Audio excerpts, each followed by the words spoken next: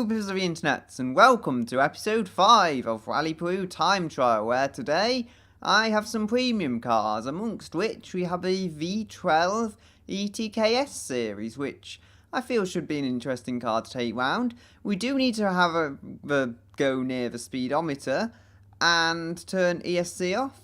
There we go. So it doesn't have an unfair advantage over other vehicles, but this does have all-wheel drive and a very luxurious interior, so, you know, premium does seem like a very, very fitting tag for this vehicle.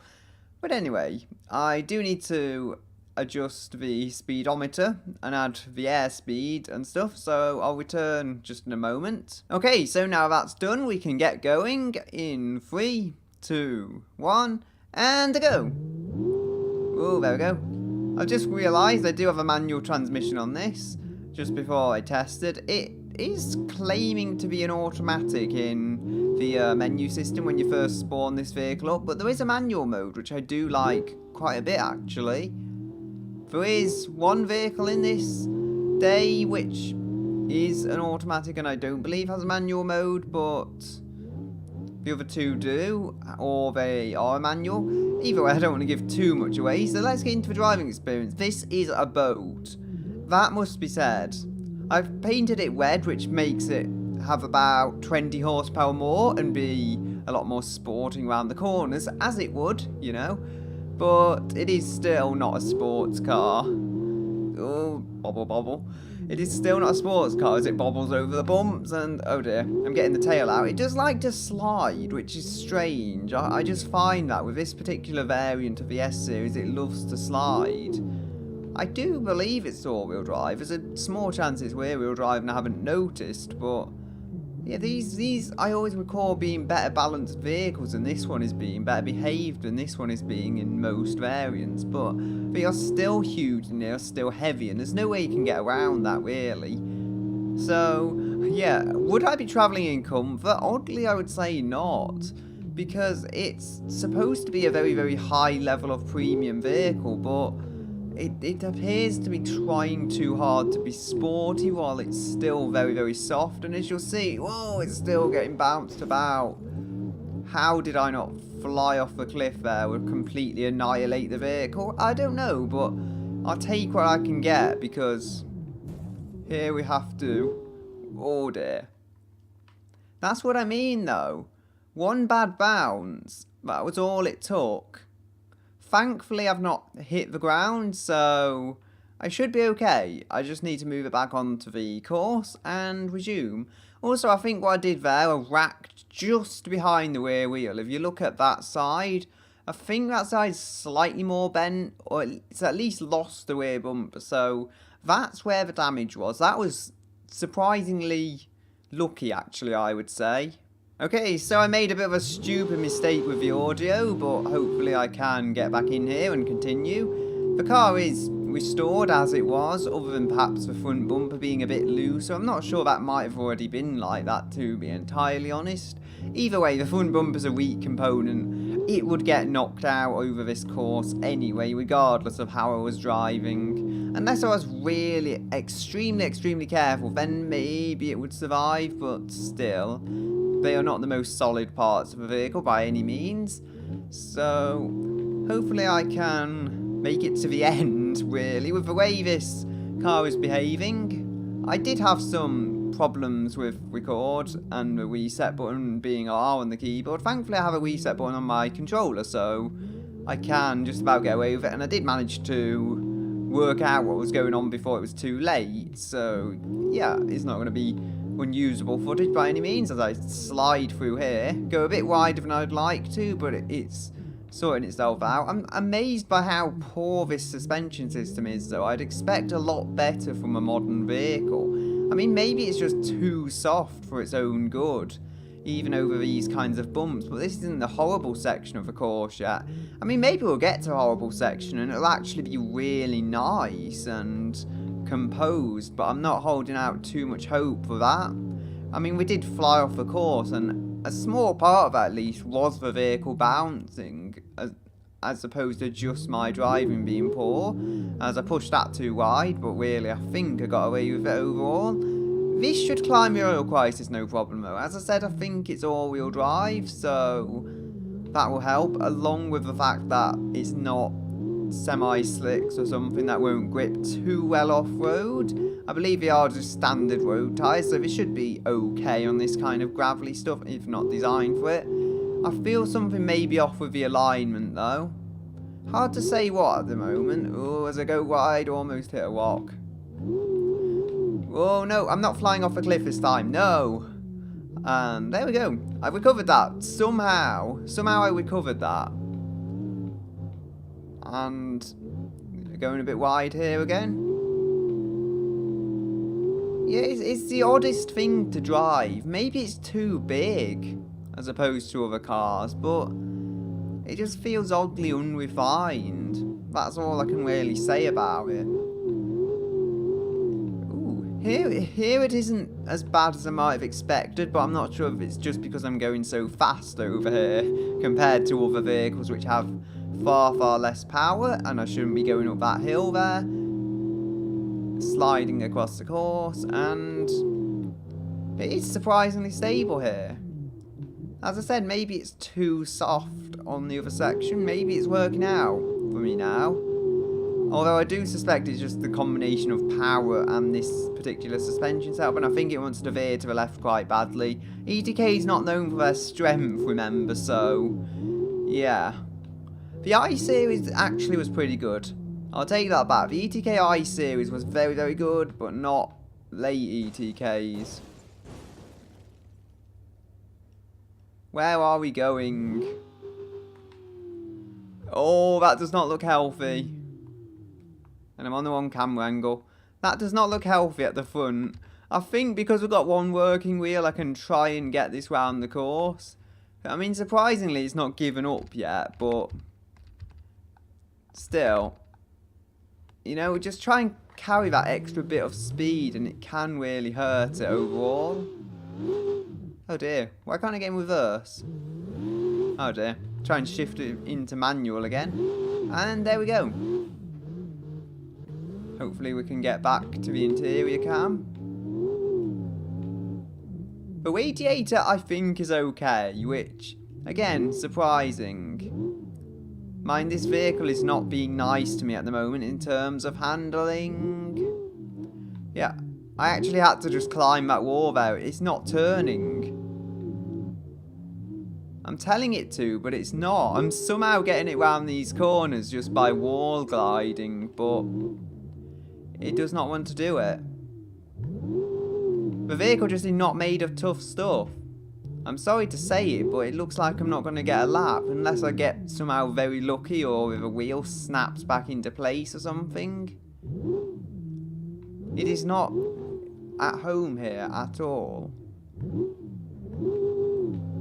I'm really turning though to the fullest that this can do, and it's not going very much at all. It is a tiny amount.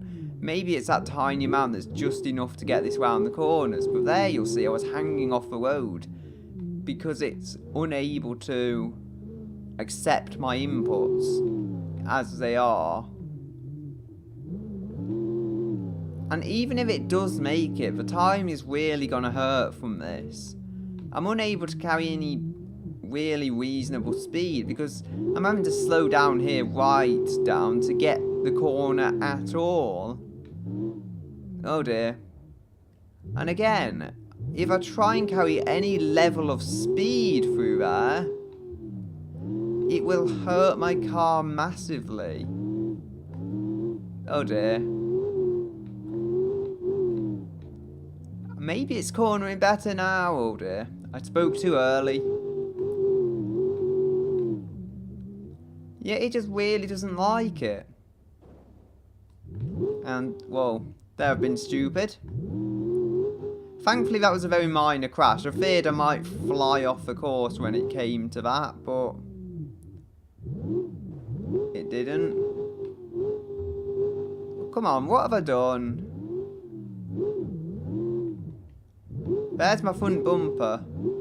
I'm going to just stick it in drive here because having to sort the gears out manually when I'm not even going that fast is too much, I think. And I honestly just can't be bothered when there's no real benefit to manual mode anymore. Not when it's in this state. Oh dear. Come on. Yeah, I say there's no benefit to manual mode. Maybe there is. Although just smaller than I thought.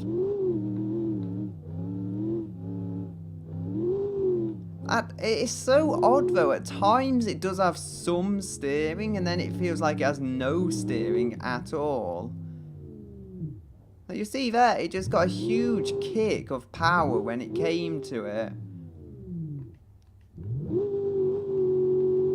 Manual.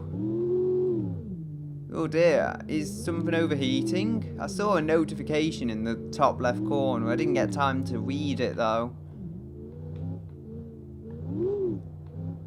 I'll give this car the one thing, that it keeps going despite its problems.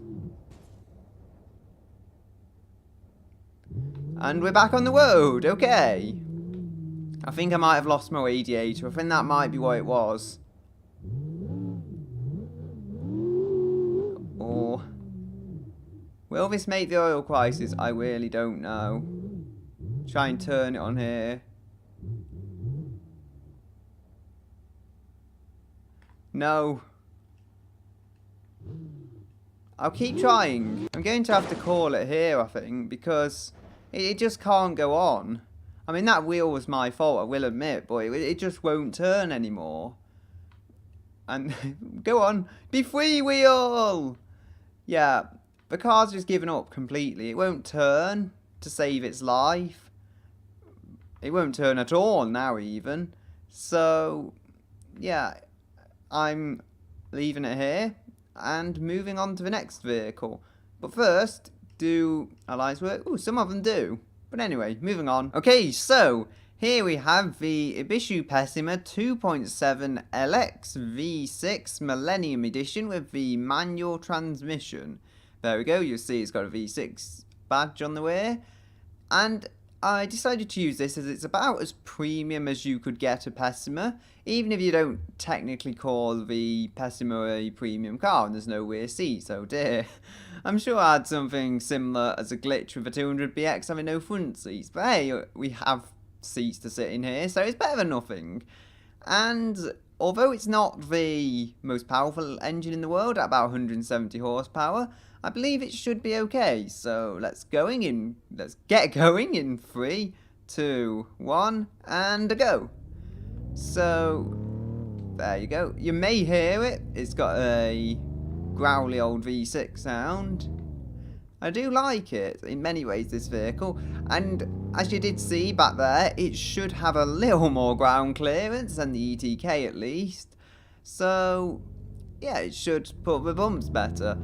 In my brief testing on the road I tested it on, it did cope fairly well there with what was thrown at it. It weren't perfect, but it was reasonably good. And I do historically remember these coping quite well with bumps, better than the prior generation Pessima, that's for sure. And I don't know, everyone seems to think of these as terrible blobby cars, but for what they are, they do a good job of it, that must be said. They enable people to commute comfortably and effectively, which you may also notice from the taxi I did before, the ETK taxi even. I believe this is more powerful than that. 172 horsepower from this, it's more or less, I think, 20 horsepower more than that. And that car, as much as it may surprise you, is now the quickest on our leaderboard, I guess due to the combination of a reasonable amount of power and control. This, though, if it can survive the lumpy bumpy section of the course, then it can actually, I think, set a good time. If it can survive that, I did try a lower end Pessima and it got completely beaten up by it. However, this may just go quick enough to filter out the bumps and not take quite the same abuse. I don't know, because I've not driven this variant of the 90s Pessima before. It's hard to say.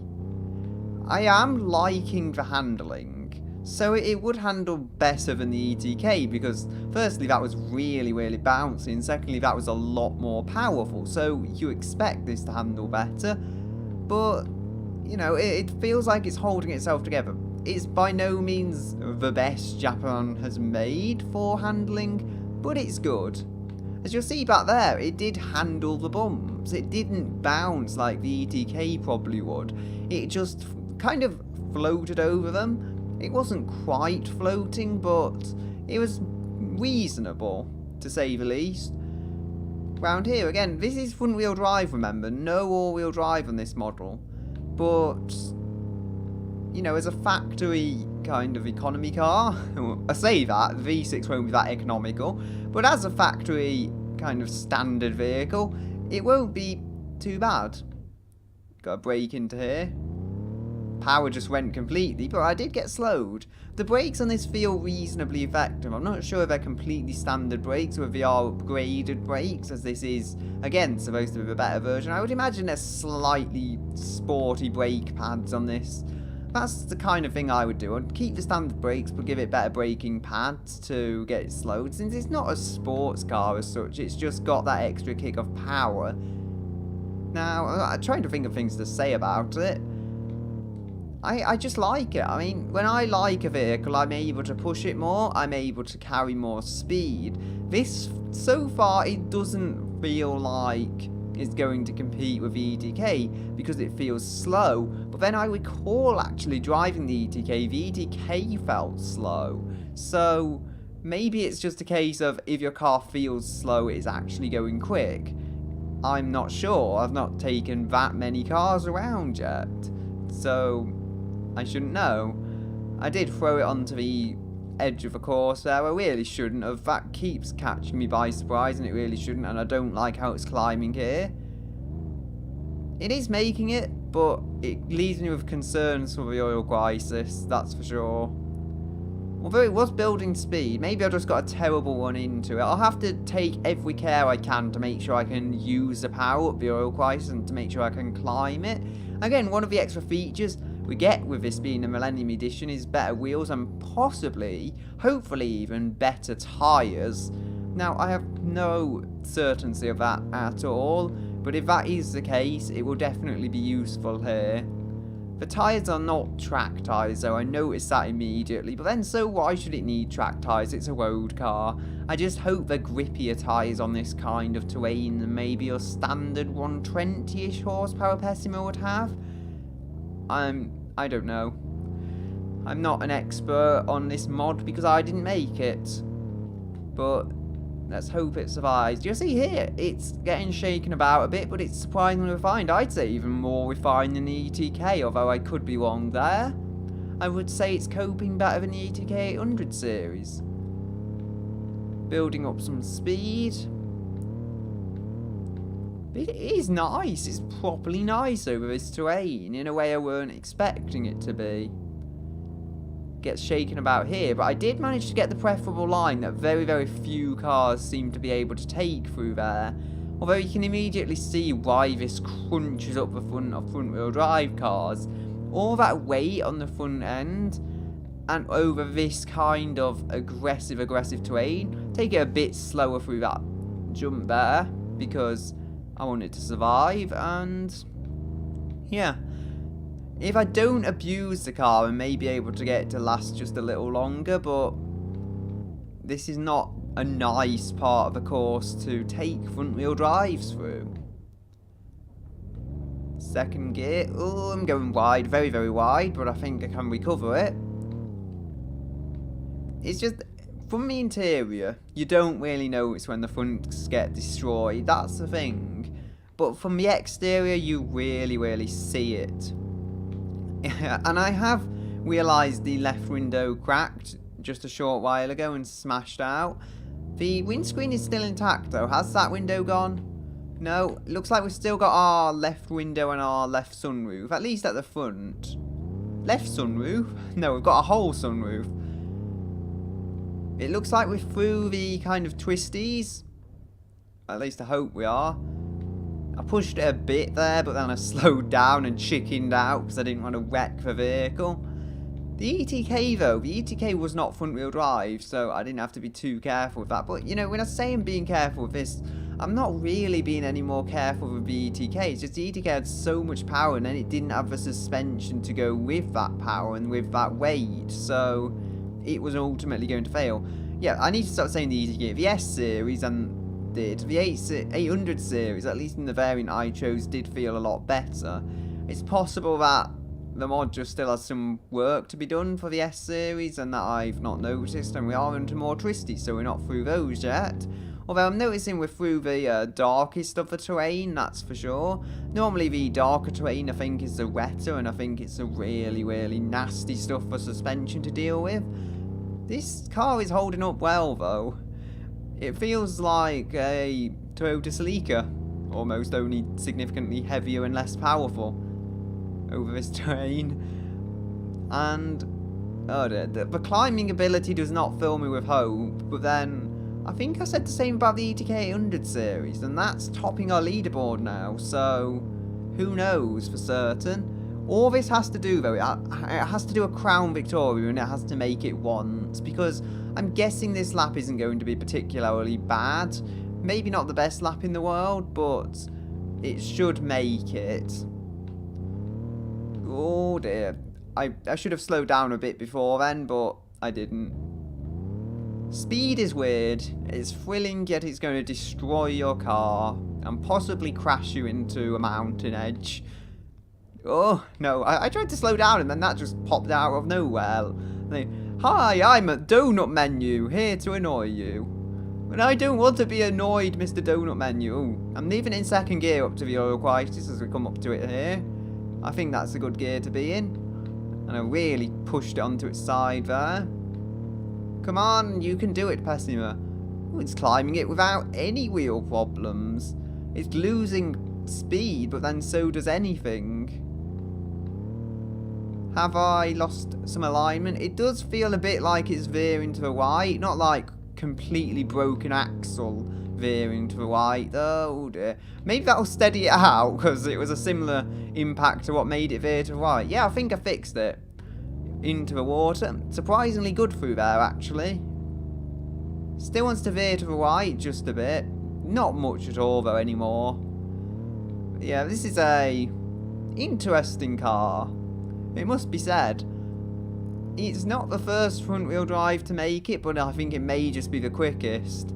The Covet I had was no doubt lighter, maybe even 50% lighter than this, but then, so it had a good amount less power. This has 70% more power than that Covet did, so although it's heavier, it's got a lot more power to go with that, and the brakes aren't particularly horrible, nor is the acceleration.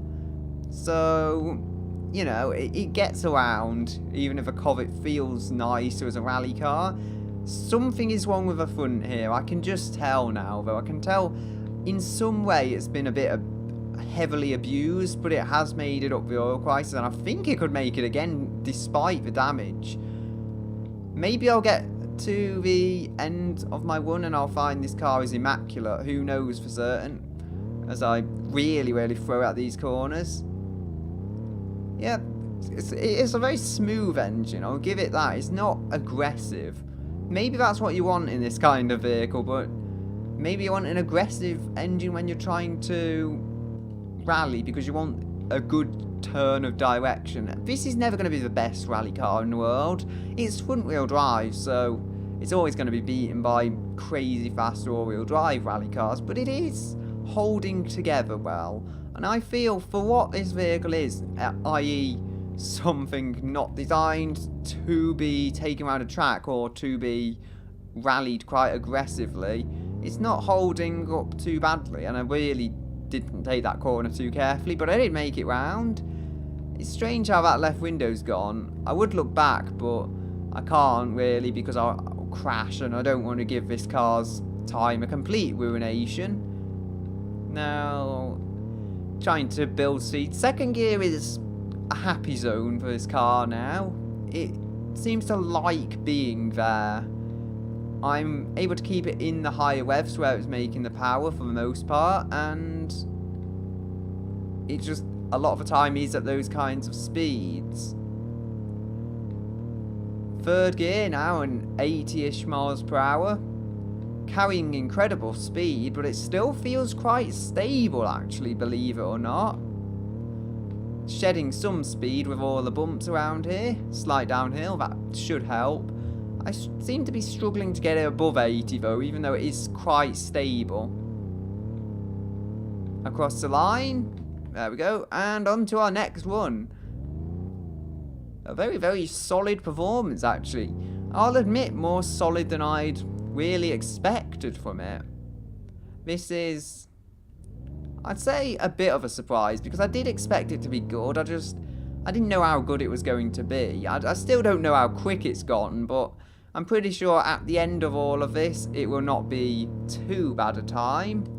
And yeah, just trying to get around these corners. Ooh, speed. It feels good though.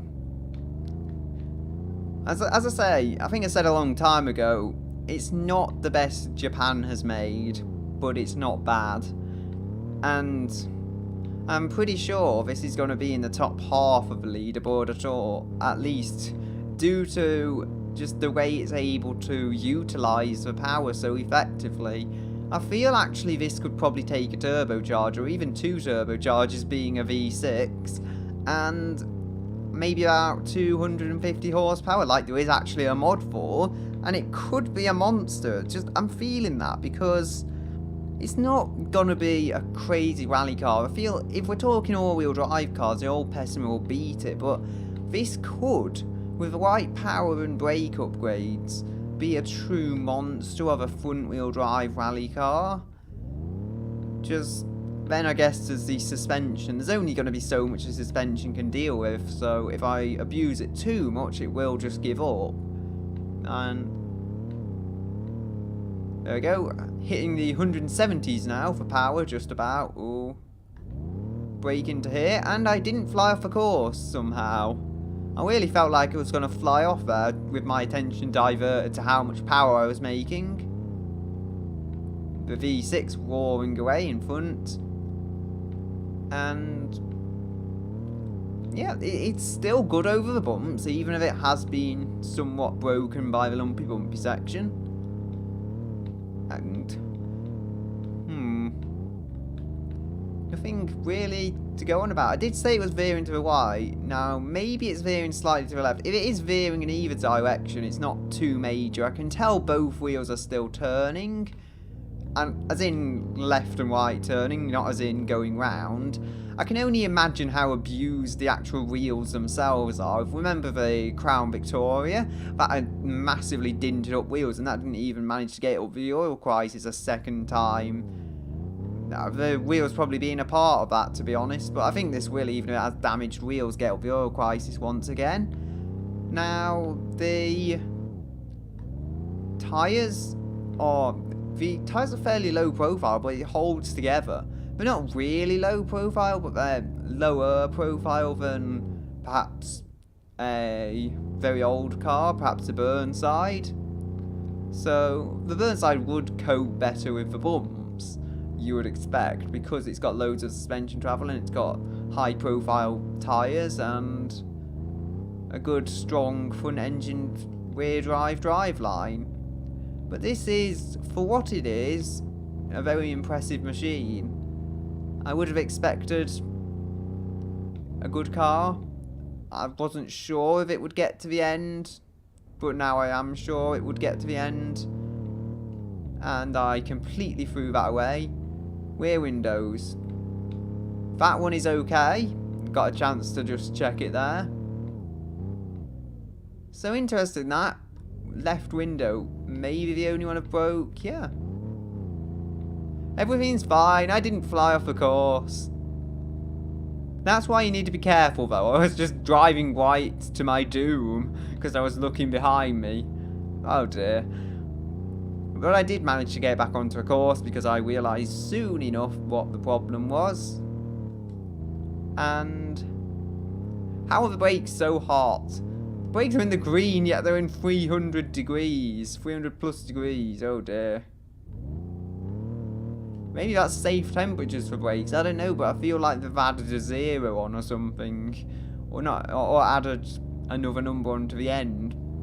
I don't know, maybe I just don't know enough about brakes, but I feel they shouldn't be that hot, like, all the time, just kind of coasting around. It is degrees Fahrenheit, which is something, maybe. I was assuming it was degrees Celsius, so maybe there's some huge difference between the measurements I didn't realise. And yeah, it's feeling a bit bumpier here than I would recall it being. This is showing a lot of potential. It's the best car we've had today. I can easily say it's going to get to where the ETK had gone on the first lap, on the second lap, and I've pushed that too wide, but that's fine. I got the preferred line before. Now this lap is a bit sloppy, but it's fine, you know. The car is easy enough to drive. The dials on this car have got knocked about a bit, as they often do on Beam when you abuse your car. Able to go full speed through there, and it's somewhat maintained its composure, yeah. I think the front suspension may have just completely collapsed, because the way it's handling now, it doesn't seem as refined as it was before. It oddly doesn't seem as powerful as it was before, which sounds like a strange thing to say, because the engine is still kicking and the engine is still just as effective as it ever was. But, you know, just back then, I had no potential to fly, yet before I could fly if I wanted to, but I eased off the power a little, so it didn't seem as good there. Maybe it's just that the front dives down more without the suspension there to protect it. Oh, floor it and hope it recovers. And it does, indeed. Yeah. Oh, don't tell me something's gone wrong with my steering now. That would hurt. Yep, something is definitely broken there. If it wasn't before, it is now. I'm just shamelessly abusing this, though, now. I think that's the best thing I can do. I've not really got another worry, because if I can't shed time this way, I'll probably lose out to the first lap, so it's best to just live it and treat the car as it's mine. I wonder if the rear is going to be immaculate, though, and then the front's going to be all smashed up. Now, wouldn't that be interesting? The radiator holding on very well, by the way. No damage to that at all. So, yeah. Ibishu, you built a good radiator with this car. And you protected it well. Slowing it right down here. Yes, got a good line through there. Well, eventually did. Kind of into the corner, it was a bit meh, and then I found it. It gripped and it got going. Third gear, I think I'm in too high a gear, but I'm going to try and pull along regardless. There's a bit of a downhill there, so I'll get to pick up some speed. No, second gear then. And second gear is a lot more effective than third gear, okay. Yeah, there's a lot of bumps here, and this car is triumphing over all of them. We have our brakes cooled a little in all this epical speed moments. Slow it down. Oh. Well, I had my moments to be daring. Is this an open differential then? Oh. I think I see the problem. I said I would get past where the ETK got past. Yeah, the ETK went out round about this point, actually. Come on, you can move! Yeah, as I said, though, that front end is shredded up under there. Amazingly, though, if we look at the front of this car, and if we look around it, damage is extremely, extremely minor. We've got some smashed windows, but, I mean, what you got to do to repair those? Buy new doors, and use some fancy metal tools on the roof. It's not as damaged as it could be. Yep. This is a great vehicle, I think. And although we were unable to make a second lap, for a front-wheel drive, it has put in a real fight for the kind of vehicle this is. As in, it's heavy, you know, it's not a sports car. So, I guess there's not much to say other than moving on to the next vehicle. Okay, so here we have the Roma XL 4-wheel drive XT with a V8 engine. I believe just the standard Gavril V8 though, so it's a step up over the inline 6, but it's not supercharged or anything crazy. And it has got 7 seats, as you can see. Maybe even 8 seats if you illegally squeeze a child in the middle of the back seats. Or, I don't know, could you fit 8 people in there? Probably not very well, let's be honest. But anyway, it's a nice Core 2 Duo coloured vehicle. I mean, just look at this for a moment. In the exact channel colours of blue and kind of silvery chrome things. So, yeah, seems nice enough to me. And the suspension and the V8 should make this a monster. I would be surprised if this doesn't beat the Pessima we've just had before, to be honest. But let's get going in 3, 2, 1, and a go. Ooh, a bit slow off the line, actually, but that's fine. It's a very heavy vehicle, but I do remember driving this, and it filtered out pretty much any bump you can imagine. It's like the most refined vehicle off-road, I would say, in this game. Even more refined than the ETKS series I had just, which is supposed to be the very top-tier vehicle, because that was still low, that was a road car, whereas this, I'm almost certain it's going to go through the lumpy bumpy section and not get affected near as badly as other vehicles. Well, I say that, maybe I'll have to hold myself to it when I think of a Crown Victoria, a very lovely refined vehicle, and a vehicle that I always look up to because it was the one V8 thing to get up a hill. Not anymore, I'm almost certain this is going to get up there as well. Now, does this have a manual mode? I don't think so, to be honest. I think it's just a standard automatic. The ETK S-Series can have some fancy stuff, but that's an expensive car, more expensive than this is, that's for sure. Although this is, I would say, premium in terms of what it is, because it has a lot of extras on it and 7 seats and everything. It's far more premium than a standard Roma. It's still not the most premium, luxurious vehicle ever. And this is a lot slower than I would have thought. I mean, I guess it's just all the vehicle you've got to move about.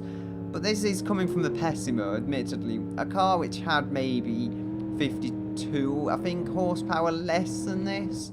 But then it would have been a whole lot lighter. And it would only have had front-wheel drive. It wouldn't have had all-wheel drive weighing it down, or four-wheel drive as it is in this case. The automatic isn't actually too hurtful here. Probably partially because of how slow it's going, and partially because of how it filters out the bumps so beautifully. You'll see it's bouncing about, but it's bouncing about because there's so much suspension travel available. It's not bouncing as a result of the bumps. The bumps aren't affecting it at all. It's just the levels of speed I'm trying to carry up this course is really more than you should be carrying with this vehicle, but it's managing to get by. It's a very nice suspension system, I would say. Not a suspension system I particularly mind. Although that's interesting because it is only leaf springs at the rear. I'm not sure what's on the S-Series, but chances are it's a lot more advanced than this. This is just good old American stuff, which is not particularly advanced, but done well and done with a V8 in the natural sense, really. And yeah, trying to think, what can I be concluding with this? It handles well, but not as well as the Pessima, so you would expect that. But then there's far more chance this will make 2 laps. As I say, this thing is more likely to go anywhere and do anything than that vehicle. So it's more likely the tough, resilient of the 3. The ETK was probably the weakest, so yeah, I've ordered it from the weakest to the strongest. Yes, that was totally intentional. There's a small chance it could just get destroyed before that, but if it does, that is my own stupidity. It won't be the truck car's fault. Would you call this a truck, or would you call it a car? It's kind of an interesting thing, because it has got a lot of simplistic truck bits on here, but it is designed to be more comfortable, like a car. So it's got a ladder frame, and it's got all-wheel drive, which is what I mean by the truck bits, and it's got a V8, which is used in, among other things, a truck. So, a pickup truck, that is, not a semi-truck. So yeah, interesting enough. It's got truck bits, but it's also got car bits. Like you'll see, there is a cruise button next to the steering wheel on the right of it, which presumably means cruise control. Would you get cruise control on a highly utilitarian pickup truck? Probably not. So it's an odd mishmash, really.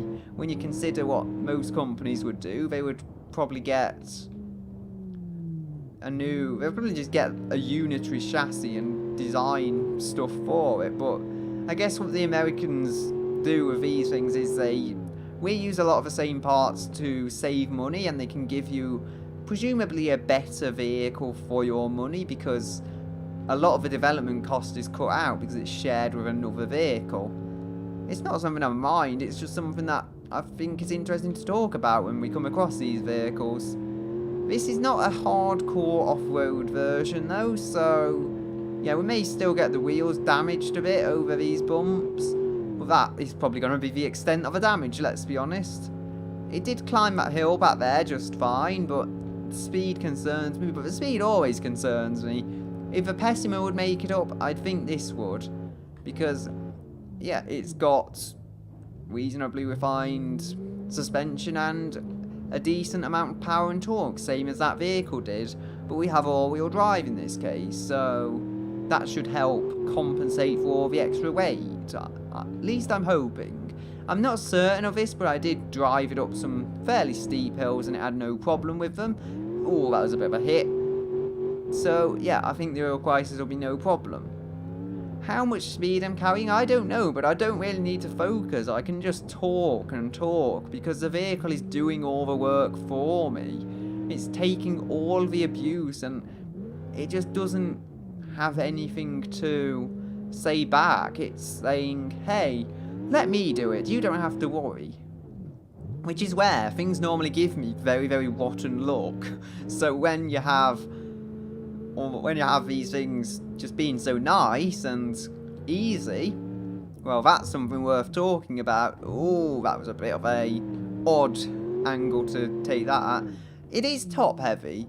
I won't deny that, it's top heavy, but the suspension is sorted well enough to make that really a non-issue, unless I'm trying something really stupid. And even now, I guess, I'm being pretty stupid and it's balancing its way out. You'll see back there, a bounce to front. That's generally the result, though. Throwing it about a ridiculous amount, you'll usually just get a bit of bounce at the front, and that's the extent of what will happen. And I mean, really a small amount of bounce, nothing too mad. So yeah, it's incredibly refined, and it's, you know, it's not what the Americans have a reputation for, strangely, but it is good. And the D series just can't compete in the way this can for refinement. It's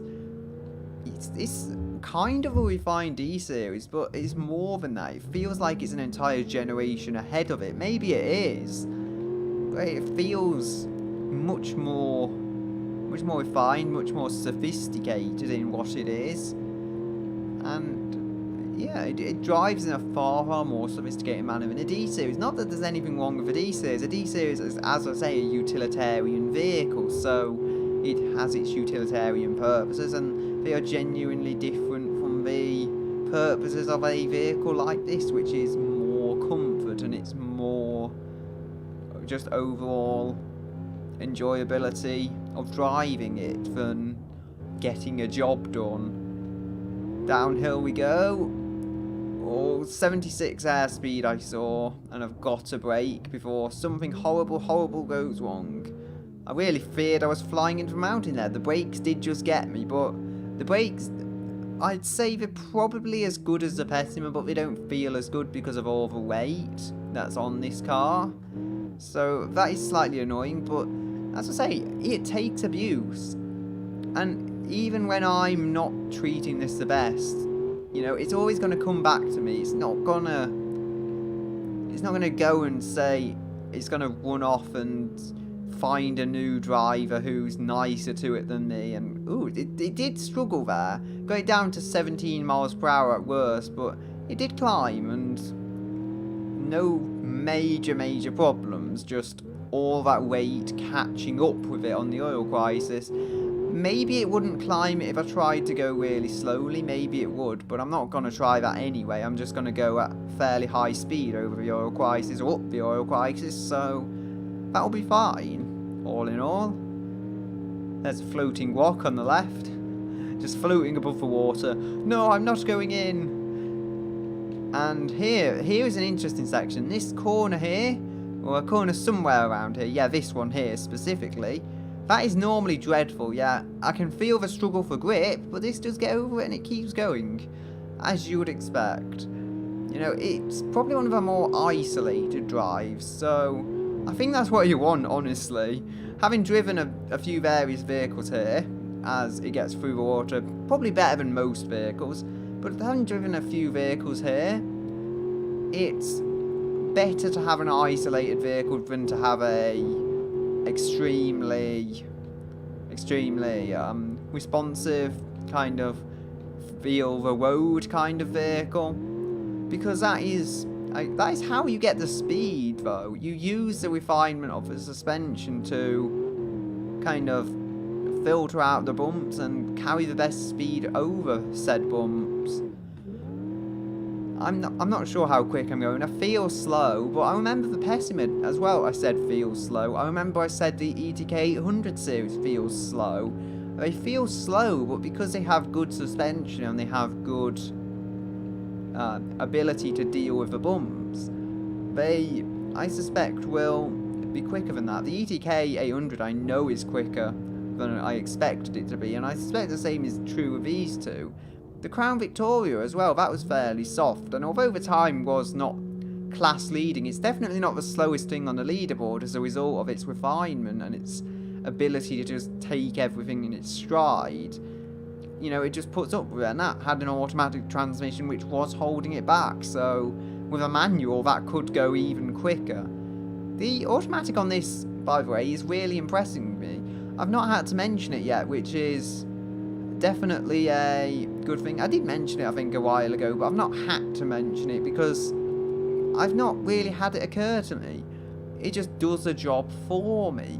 It's such a relaxing, easy vehicle to drive because I don't have to take control of anything other than the steering and the acceleration, at which most of the time I'm just flooring it anyway. All I have to do is really set it on its way and floor it and brake at the right times, and the vehicle will sort the rest out. I don't even have to be a great driver with where I floor it. I just, when I want to accelerate, I floor it. Simple.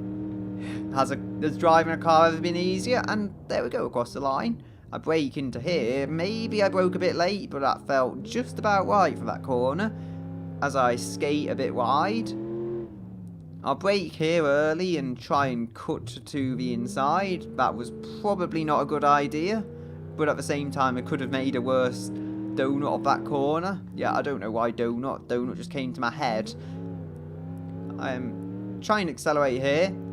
Go to the outside again because of the understeer. I've not been noticing much understeer though. Again, it's a very well balanced car all in all. Everything about it is just so balanced.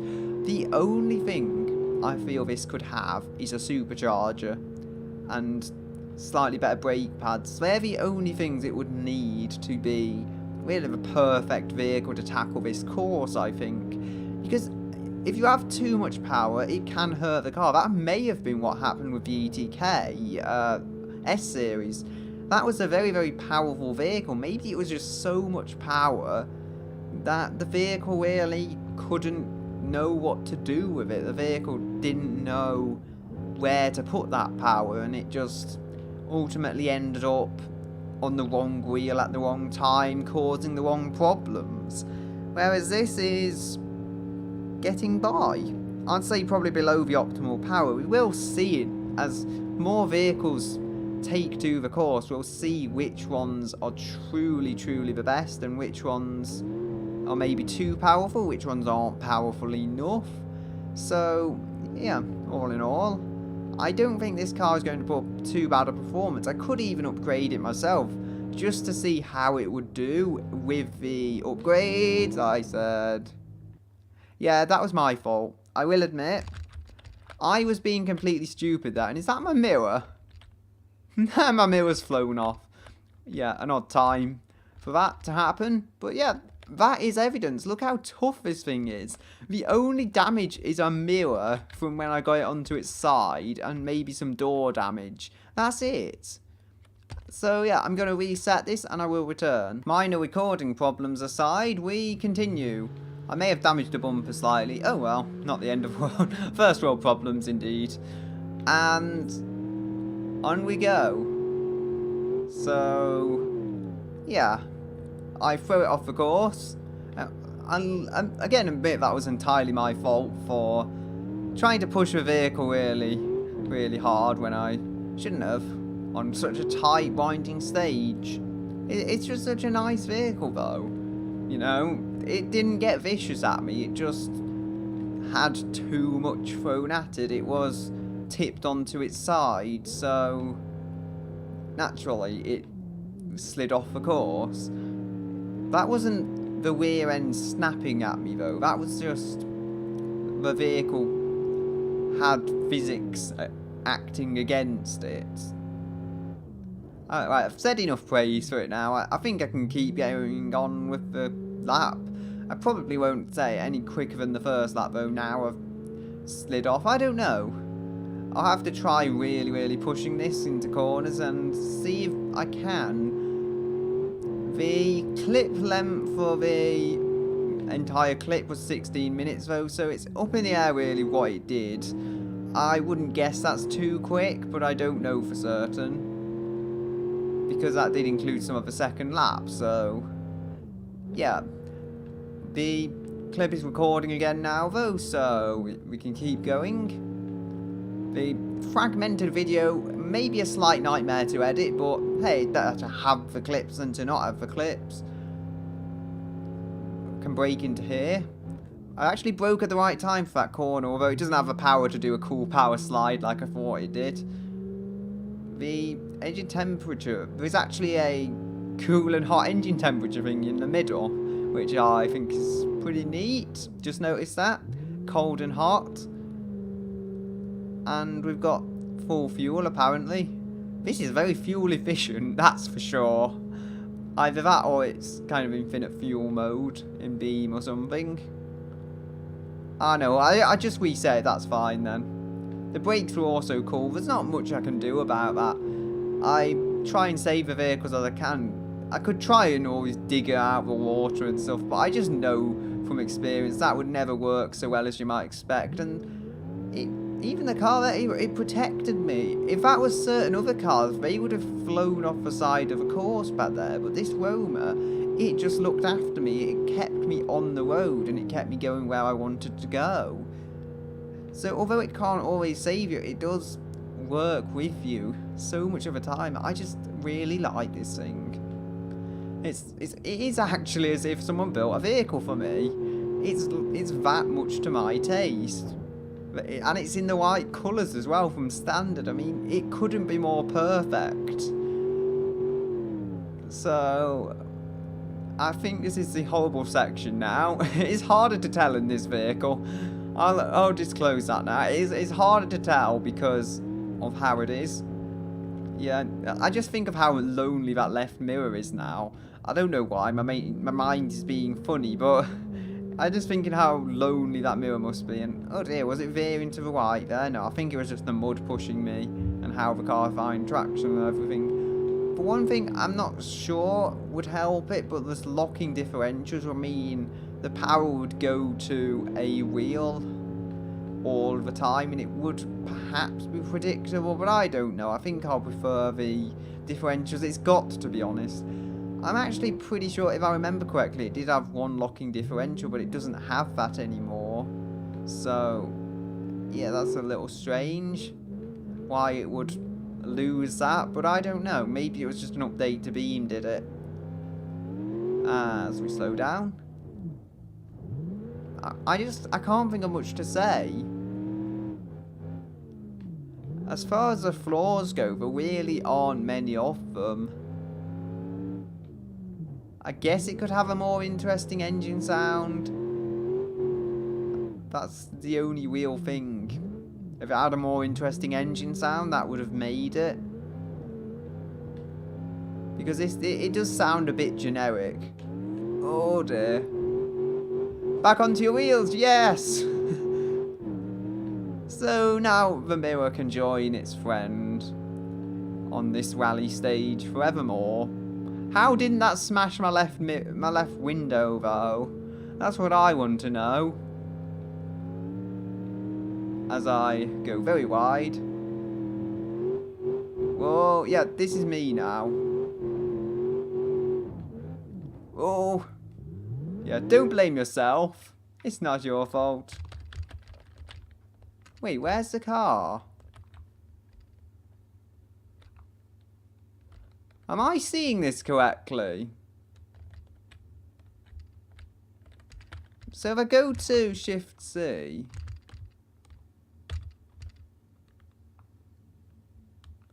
There's the car. I couldn't see that before. I don't know what went on. Anyway, I will return. So, the Roma can be damaged by the stage, but that's fine because because I'm going to keep trekking on regardless.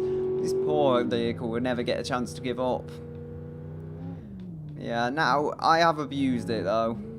So I think I've thrown this lap away by being too aggressive, to be honest. It's not tipping over quite yet. I really thought that front wheel would make it easier to tip over, apparently not. Maybe it's because of the steering angle or something. But anyway, the wheel hasn't snapped off. Now, this is going to make it further than the ETKS series. I'll say that now. Something will make it further than the ETKS series today. As I feared I was almost going to do something really stupid and throw it off the course. Once again. That would really be cursing it. So, yes, for speed. Where are you, speed, when I need you? Ooh, first time I remember the transmission really throttling the power delivery. Brake, brake, brake. And there we go. It just about managed to protect me again from doing something completely and utterly stupid. The vehicle isn't perfect though. The high centre of gravity, as I say, is notable. For the most part it's dealt with, but it is still there and it is still present. So, you know, there's not anything you can really do to lower that without, I guess, making a mod for the game. So, that would be something if you really desperately wanted it to have a low centre of gravity, but I don't really see the point. Have I lost my front drive line or something? It seemed to really struggle up that hill there. Or the oil crisis as it is, it's not just a hill. But this does everything now. This goes over everything. If this finishes, I can quite clearly say I think it's dominated the course as I smashed a window. The suspension probably isn't what it was with how I've been abusing it. Ooh. I don't know. Again, the same as the Pessima. Even though it's putting out the same amount of power and the radiator is fine, it feels like the power is going. It's a strange thing to say, but it feels like it's not what it once was. Nah, or the rain can get through the window now. Well, still, I mean, we'll get to the finish line relatively soon, so it's not the end of the world. It's not like some cars where they smash the windows really quickly, or worse, just completely destroy themselves. Yeah, it was a long walk for S-Series drivers, as I went through that water quite easily. Whatever the lap time on this is, I'm pretty sure it's going to be okay. As I say, it'll be in the top half of the leaderboard at least. I think I said that for the Pessima, and it will be the same with this. Neither of them are bad vehicles, that can be sure. They definitely did not finish us. The way things are looking, half the cars on the leaderboard will be did not finish, so these are better. I'm actually now I've driven this, I'm very interested to try a off-roady D series, because if this is as good as it is, maybe a D series will be better on the leaderboard. An off-road Roma as well, there's that, but just something off-roady.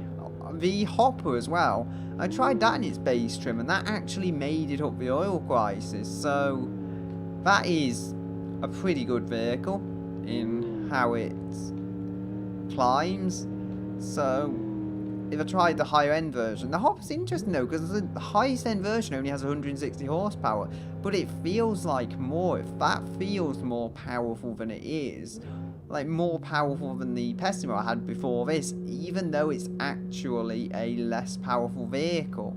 That is an inline 6 as well, I think, which is interesting. I don't know why, this car feels like it's got less climbing power than it did have before. It's such a strange... It's a strange feeling, because it should have the same climbing power, surely.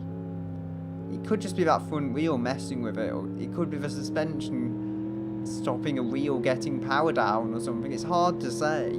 If it is open differentials, it will spin the wheel with the least grip, and that isn't ideal, that's for sure, so you don't really want that on your vehicle. Especially not in this terrain, where if you lose a wheel, you can't move at all. Can we traverse this land? It is gonna finish. That is a good thing. It's had the fair chance to finish, and I've given it its fair chance. Again, if I was actually a good driver, that would help massively. And I've gone and spun it right before the finish line, as if I'm trying to make this lap bad. There we go. I might have done some damage in that spin, actually. Yeah. That wheel isn't as bent as I remember it being, but still, we've made it across the finish line. So for all the abuse this thing has had to put up with, I think it's done well. Hey, how did that boot get bent? Interesting. Still, I'm very proud of this vehicle, and I'm going to post a leaderboard once this video's up, so you should be able to see how well these vehicles have done. But anyway, until next time, a goodbye, until another day.